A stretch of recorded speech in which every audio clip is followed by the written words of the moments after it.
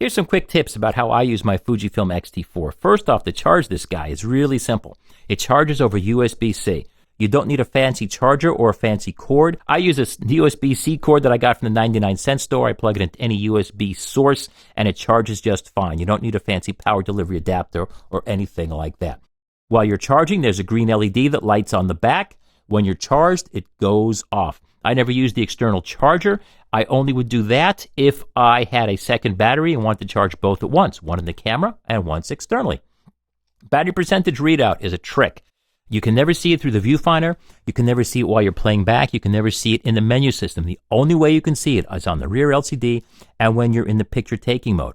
So for instance, if you're, say, in a menu mode, just tap the shutter once, will get you to taking mode, then tap display back a few times to get to the various screens until you get to this data screen. Then hidden is the battery percentage. That's the one and only place you'll read the battery percentage, but it works great. To format your card, gosh, the menu system is atrocious. To format your card, you have to go to menus, you have to go to wrench, and then you have to go to user setting. Good luck. And then it's finally hidden there.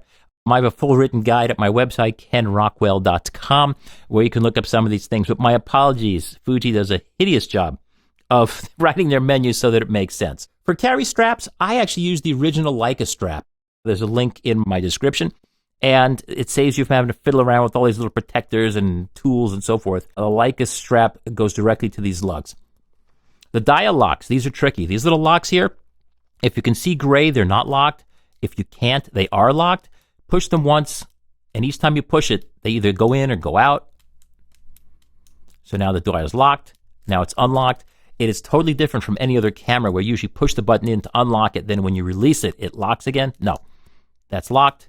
Unlocked. Same thing for the ISO dial. Unlocked, locked. The diopter setting, to focus the viewfinder, pull this little tiny thing out, which is kind of hard to get to. It's a crappy little dial, but hey, that's the way it is. Push it back in to lock it, and it won't change on you. ISO setting is on this dial.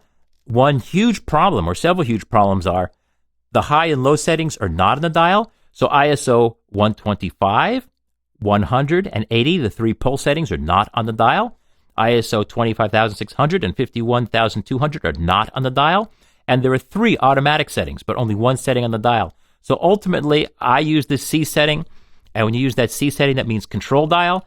Now when you turn the front control dial here, you can set your ISOs. Sadly, I find it a waste of a perfectly good dial because they skipped the settings we need at the edges, at the ends, where you really need to set them, and they make a big difference.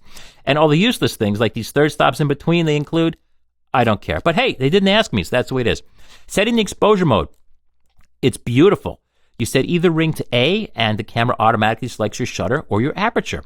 If you move either ring off of that, you've now fixed, say, F8, and it'll automatically select the shutter speed. Or if you want to choose a shutter speed, boom, choose a 1/25th. It's now going to use the 1/25th and automatically select the aperture.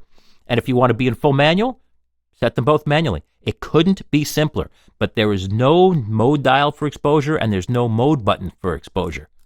You just have to know that that's how these are set. And the beautiful thing is, this is a much smarter and superior way to the way Nikon or Canon do it. For flash, the best flash is the flash that used to come free with the older model of camera, which is the EFX8. It's this little folding thing. It's a little plastic gizmo. It's powered from the camera's own battery. It doesn't even have a power switch. You just flick it up to get it to go, flick it down to turn it off.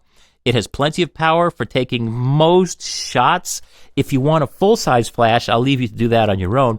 But the little EFX8 that sells for about $40 is a beautiful little flash that works really well with this little camera. If you want a small flash, just so that if you get stuck out someplace, you really need to catch a highlight in someone's eyes or use a little fill flash, it works great for that. For continuous shooting, by default, the exposure doesn't track from frame to frame.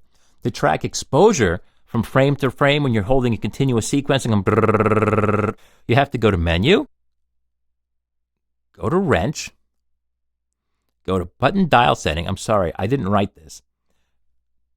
Go to Shutter AE. The exposure is now set to lock whenever you hold the shutter down, which means that you won't get the exposure automatically changing as if someone runs from a highlight to shadow. Then set it to here, to AFC.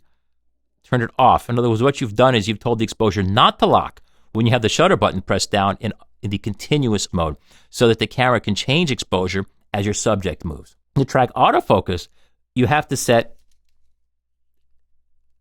that to continuous autofocus, obviously. And now, when you use the continuous advanced modes, the camera can track exposure and focus. It should be that way automatically, but it's not. If you don't set these, what's going to happen is, as someone's running around, it won't track the focus, and they'll go out of focus, or it won't track the exposure, and as I go into a darker, lighter area, the exposure will be wrong. And those are just a few tips of some of the quirks and weirdnesses of the Fujifilm X-T4.